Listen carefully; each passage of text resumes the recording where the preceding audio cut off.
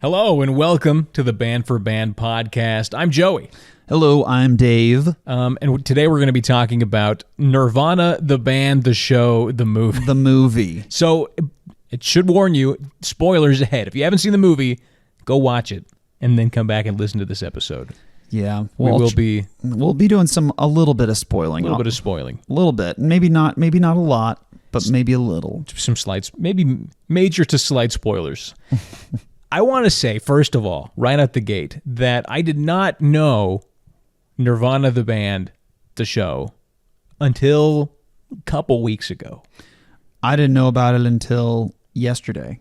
Yeah. So when you sent it to me. So we both went in, basically as blind as you could be. I watched about the first 12. So let me back up a little bit. Nirvana, the band, the show was a web series that got picked up for a TV series, a couple seasons. It was a web series back in like 2007, 2009. Then I think 2007 got rebooted as a TV series. And now in 2026, it's being adapted into a film. I didn't know that there was the TV series before. I thought that it was just like web a series YouTube, to movie. Like a YouTube web series, yeah. Yeah, I think it was on Vice TV or something. What was it on? Viceland, 2017 to 2018. So anyway, Matt Johnson, Jay McCarroll play kind of fictional versions of themselves in a band. Jay McCarroll is a keyboardist. Matt is I don't know what he does. He's the plan guy. Yeah, he's just the plan guy, and he does like some maybe like slam poetry type of lyrics. I don't know what to call them. The main focus of the show, of the web series and the TV show, is these guys are in a band in Toronto and they're trying to book a show at a venue in town called the Rivoli, which I thought was like a legendary venue. It just seems like it's like an average. It just seems like a regular local venue. A regular local venue at the Rivoli. So, which makes it even funnier. It is pretty hilarious. It'd be like trying to book the Velour or like Kilby Court or something, which is like a great venue, but not really that hard to do. Yeah, not super difficult. So, they have all these capers and quests and misadventures trying to book a show at the Rivoli. So that is essentially the extent of what I knew going into this film. I had seen a couple people online say, don't learn anything. You don't even need to watch the show. And I would say that is true. You don't need to know anything about the show to see the movie. You can just go and I would say you should. Yeah, I hadn't seen any of the web series at all or the show. So, yeah. Like I think you sent me an episode from the web series. Yeah. And I didn't watch it. Yeah. I watched half of the first episode. That's all. Yeah. So I don't even know where to start, man. We'll hit with the off-the-cuff rating out of 10. Off-the-cuff rating out of 10. I got to say, Joey off the cuff. On the block. This is probably the funniest movie I've seen in a long time. I would give it maybe like an 8 out of 10 right out of the gate. Yeah. 8 is my initial rating, but any movie with time travel automatically gets a +1, sometimes a +1.5. Yeah. So 9. I would say this is one I'm going to watch the show now for sure.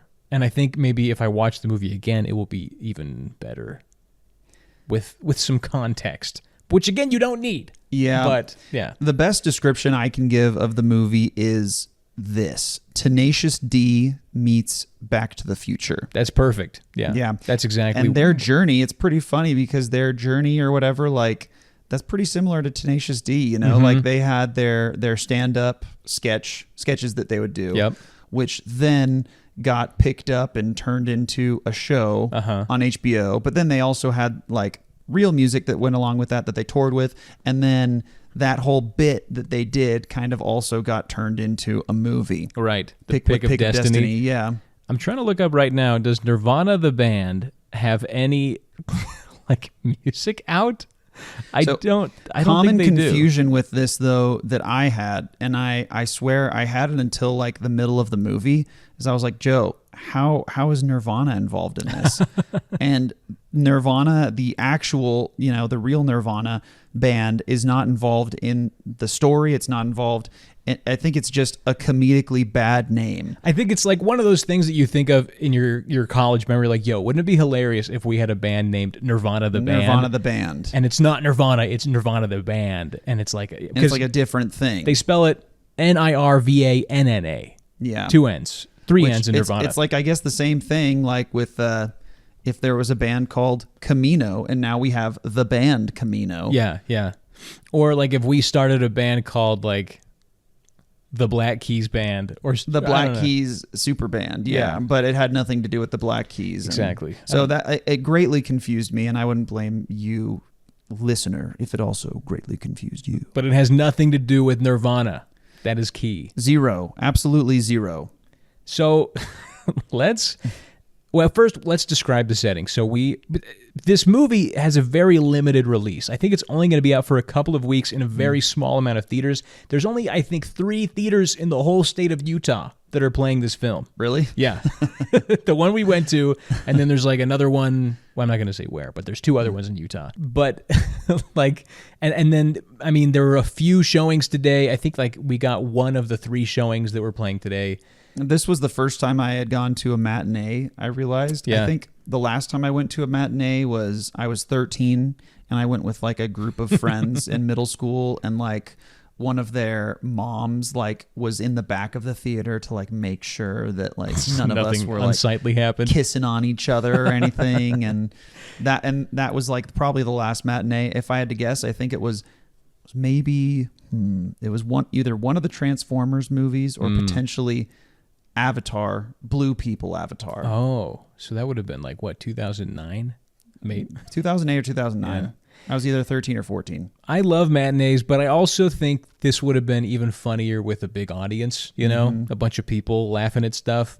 So our crowd was us and then one other guy. Me and Joe and one dude with a blanket behind us. And I don't think I heard him chuckle really, but me and Joe were laughing. I heard a couple laughs before you got there. He was behind me. He gave a couple chucks? He gave a couple chuckles. Maybe we just didn't hear him. Maybe it was like a sensible, he was like...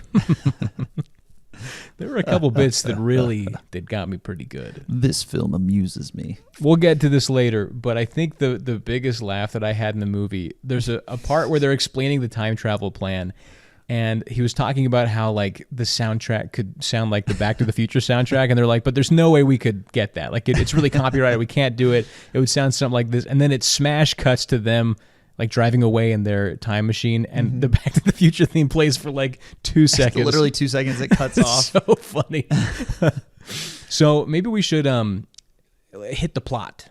Yeah, just a rough outline. So movie starts with Matt and Jay, and they're talking about their latest plan to get a show at the Rivoli, and they want to. This isn't even a plan to play at the Rivoli; it's a plan to let people know that they might have a show at the Rivoli they should come see. And so their plan is to skydive off of the CN Tower in Toronto into the Sky Dome, and when they land on the field, they will make a big announcement like, "We're Nirvana the band, and you should come see us at the Rivoli." So that's the plan, and so they execute the plan. They buy these snips and climb to the top. Snips. Like wire cutter type like wire things. cutters. They go to the top of the CN Tower for the tour where you kind of walk on the outside, and they cut their lines. And they're wearing parachutes under their suit jackets. Underneath. They jump off. They parachute down to the top of the Sky Dome, but they're too late. Because it closes because of the rain. It closes because of rain. They land on top, and they have to get helped down by the fire department. Another plan, another failure. And so they're pretty... It's sad. just a slew of, and that seems like, from what I understand, the entire plot of like the whole show foiled again. Yeah. Is just a plan to get big. Another caper. I gotta say, one of the most, again, I don't know that much about the show, but it seems very funny and endearing to me, and very relatable in kind of a sad way. That their whole thing is like not focused on like music or substance or actually trying to like be a good band, but like just trying to get people to come to their show, and just these crazy schemes to get more people. Like, I don't know. I was talking with Spencer and Nate about this on the podcast like last week. And we were talking about all the embarrassing things you do when you're in a band to try and get people to come to your shows. All kinds of embarrassing stuff. I mean, at least I would say, honestly, when it comes to a band, like I would definitely say not even half of your time is actually spent writing music or playing music. It's promotion. It's promotion. It's setup and breakdown. It's trying to, get people shows. It's doing social media. It's doing booking shows, you know, selling tickets. It's all kinds of other random stuff, designing album art, designing merch. And it's humiliating, the promotion aspect, at least. I feel like having to post a million times on your Facebook or Instagram, like, please just come to our concert, please. I'm once again asking you to come to my show for $7 a ticket. Spencer from Sego said that playing to a room of empty people is like the worst feeling in the world. That is... Or a room empty of people. A show when no one shows up. That is absolutely horrible. One of the worst feelings, especially if you make a great effort to play said show. Yeah. Like, I remember we played one show. I think it was Idaho Falls, which normally we crushed it in Idaho. But this specific show in Idaho Falls, like, something happened and, like, they changed the date and it wasn't promoted well and blah, blah, blah, blah, blah. Anyway, I think I remember literally counting like 12 people in the audience when we played, and like at least half of them were the bands. Yeah. Like other bands playing. Before you joined Munin, when it was just the me and Josh days, we had some really dire moments. There's this one show we played at the Rad Shack in Provo, which doesn't even exist anymore.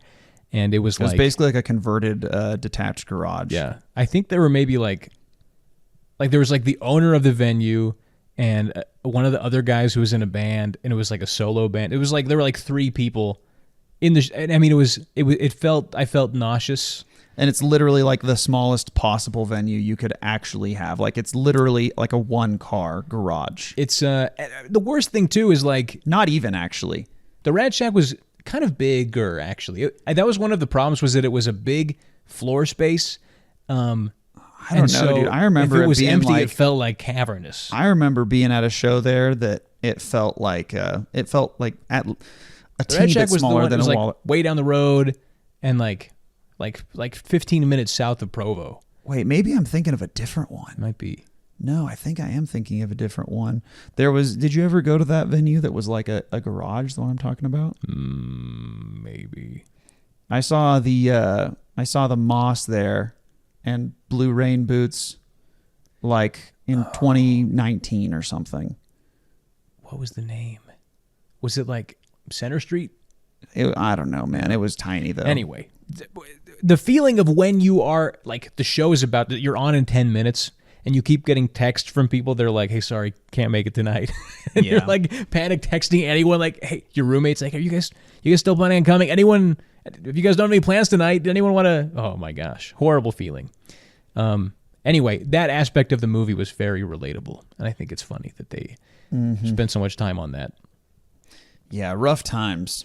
Rough times. So they come home from this failed attempt to skydive into the Sky Dome, and Matt's like already coming up with another plan. He's going to build a time machine, and they're going to do this fake time machine thing where they are like, we're here from the future, and you have to let us play, or else something bad will happen, whatever.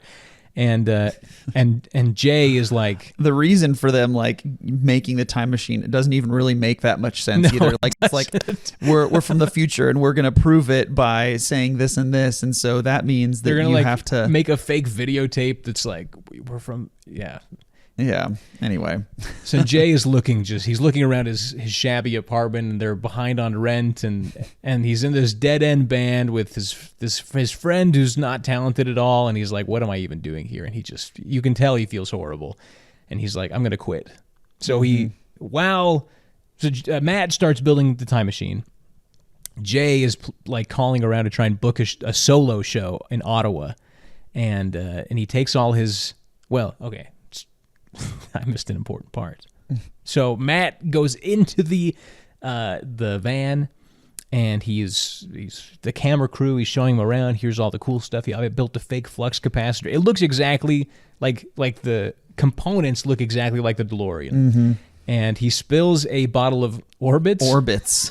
Like the drink from the 90s. He spills a bottle of Orbits on like the flux capacitor, and it catches on fire. And he's like, "Oh my gosh, I broke it." And he's so sad, he's depressed. He goes to sleep in the back of their RV. Jay wakes up early in the morning. He's going to sneak away, leave Matt, and drive to this solo show in Ottawa. and he's driving in the van, but little does he know the orbits actually made the time machine work. Mm-hmm. And so he hits 88. I thought this was a funny detail. 88 kilometers per hour. Kilometers, which is not that fast. They're in Canada. That's like 35, 40 miles an hour. And anyway, so they hit 88 kilometers per hour in Canada, and they time travel back to 2008. Yeah, and maybe we leave the plot there. Yeah. I will say nothing more, but there's some really good spoilers.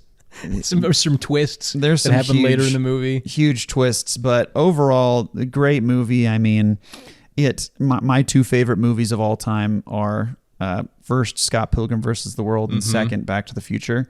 It's both of those movies. It fits right into those worlds. It takes place for in me. Toronto. Yeah. Mm-hmm. It's about a band. Time travel. Yeah. Great film. I was surprised at how much I liked it. I mean, I've heard very little about this film. I don't know that many people talking about it or hyping it up. Mm-hmm. And I was just entertained nonstop the whole time. Nice and tight, like hour and 40 minutes too. Yeah, it felt shorter than that. I think it was maybe like an hour 25, even something. No way. We got it was like started at like 1:05. We got out around 2:50. Also, y'all, matinees. You know, you think that you got 30 minutes of previews. I don't think you do with matinees. No, it was pretty brief. Because our showtime was 12:50. Started at 1:05. Yeah, that's 15 minutes of previews. I'm a guy that's used to like at least 20 minutes. Yeah. So I thought I was getting there right before the movie started. I got there 5 minutes late. It's crazy. Yeah. There were not that many. No. Great soundtrack for the movie too. Oh yeah, I heard some Turnstile in there, which was nice, and they got bits and pieces of the Back to the Future soundtrack and Ben Folds 5 right at the beginning, which was a great drop. Am I missing anything else? They had the song that played when he was like sad and walking up the stairs to his room was really funny, perfectly timed. Yeah, great soundtrack. But yeah, definitely highly recommend the movie. I mean, I guess this is like the first of our movie reviews. It is. This is another spoilery thing that the scene when they realized they're in 2008 was so funny. It also made me like really nostalgic. They really hit it on the head because I mean, like I was saying before, 2008, I was 13 years old, and so you always remember whatever was going on at 13, except for the bad stuff, right? I mean, there's that classic meme of like I was shredding on Guitar Hero, and my parents were dealing with the recession, and I had blissfully no idea. All my neighbors' parents or my friends' parents were foreclosing on their houses. Yeah, but the way they present 2008, it's like, it was like a breath of fresh air.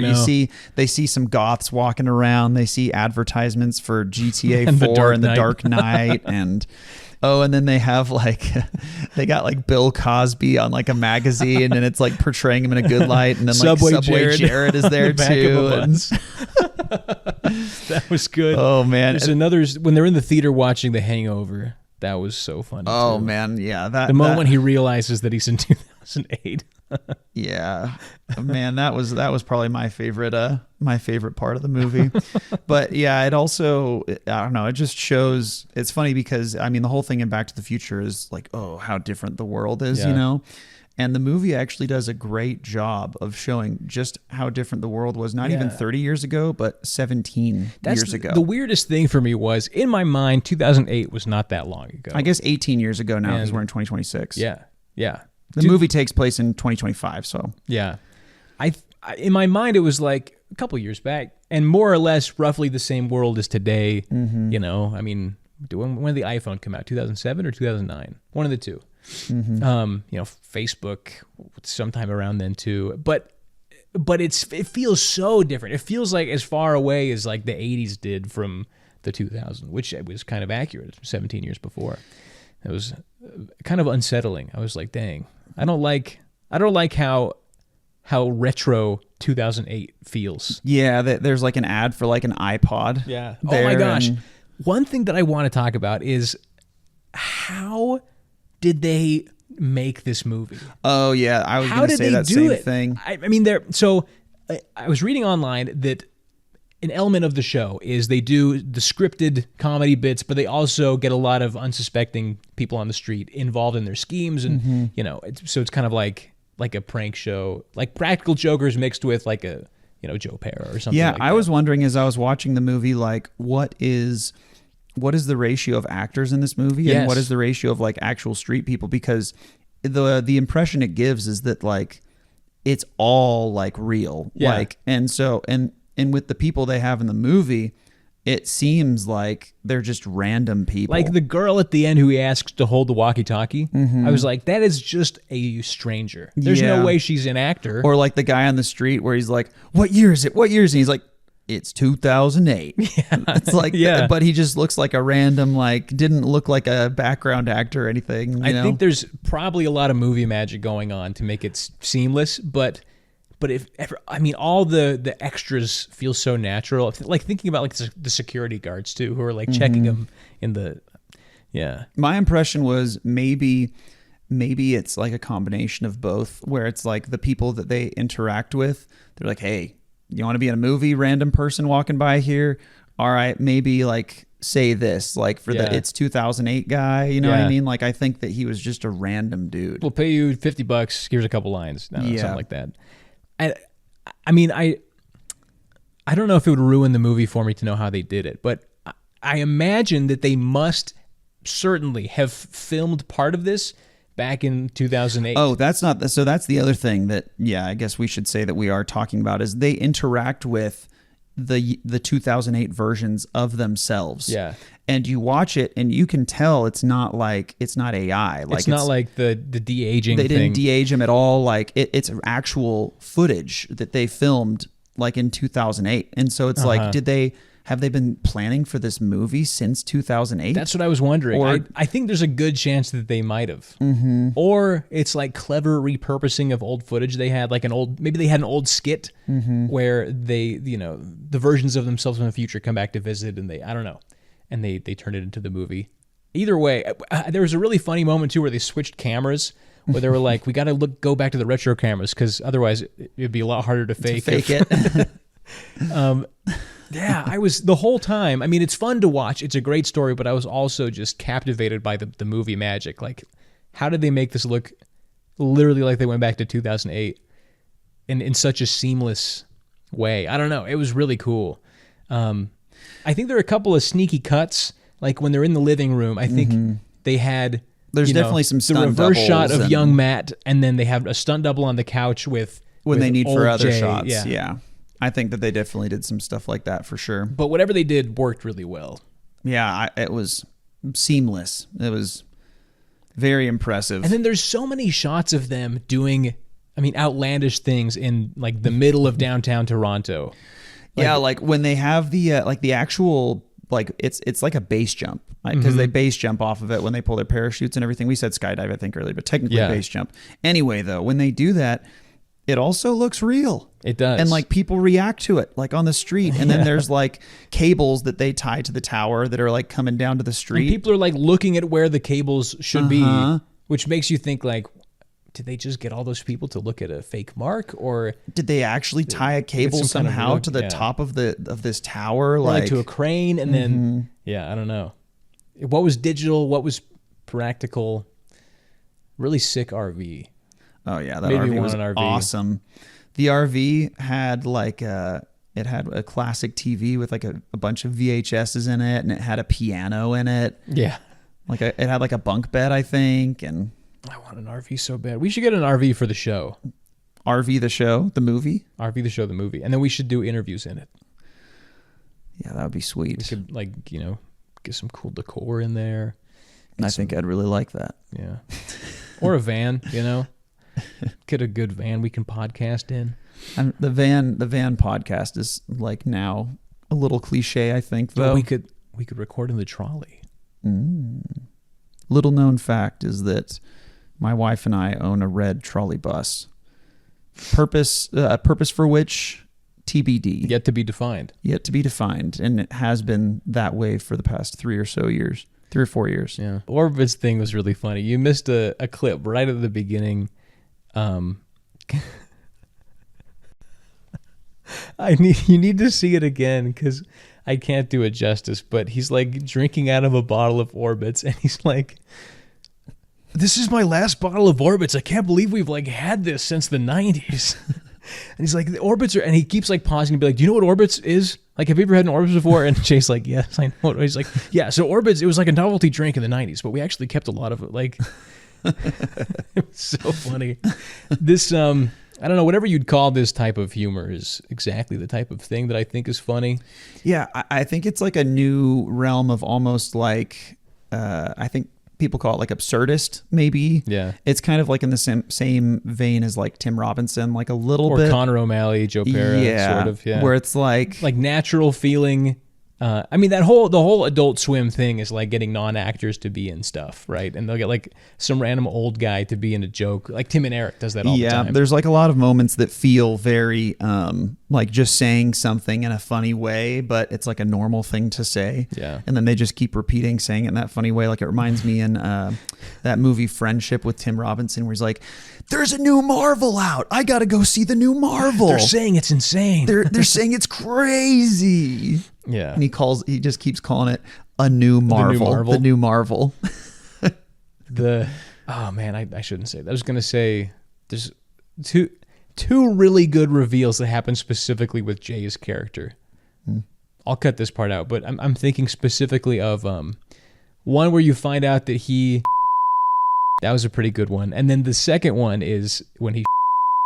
Oh man. I wish it would have showed. You can determine whether you want to cut this out or not, how spoiler heavy we want to be. But at the very, very end of the movie where he, what are the two guys' names again? The main characters? Matt and Jay. When Matt is holding the cable and he's the reason, like it makes the connection and he gets like electrocuted. He sacrifices himself. I really wish it would have showed like just some insanely grotesque death, him, like exploding. Yeah, like something like that. It doesn't show anything like that. I love the really artistic like hat flying through the wind. That was pretty funny.